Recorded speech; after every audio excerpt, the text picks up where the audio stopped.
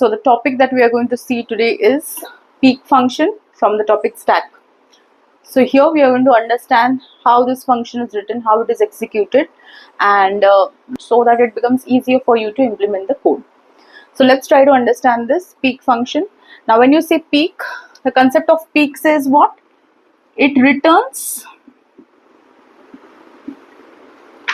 the element, where your top is pointing.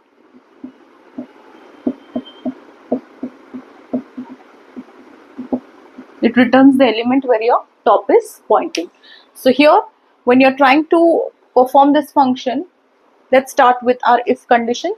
If top is greater than equal to 0, till where I have to travel in my stack? Till my top is greater than 0. So if this is my stack, 10, 20, 30, and there are few more elements to be put, but as of now there are 3 elements put, so my top would be pointing over here, right? So when I say if top is greater than equal to 0, till where I have to travel? Till my top should be greater than equal to 0. We already know that my stack would be numbered as 0, 1, 2.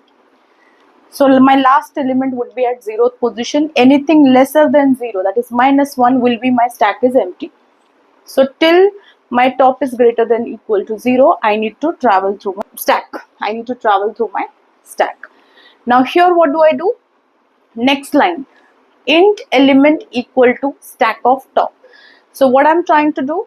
I'm trying to store the value in this particular variable element ELE.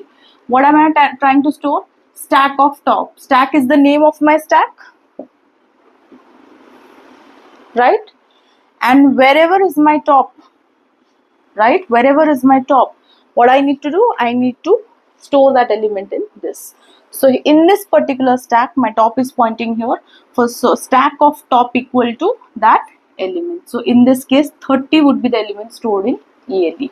So once I get my top, okay, I am trying to do printf over here, printf statement. In printf, what do? The element peaked is %d element. As simple as that. Wherever your top is pointing, you just have to pick that particular element, store it in a particular variable, and display that variable. That is the only thing that you do in peak function.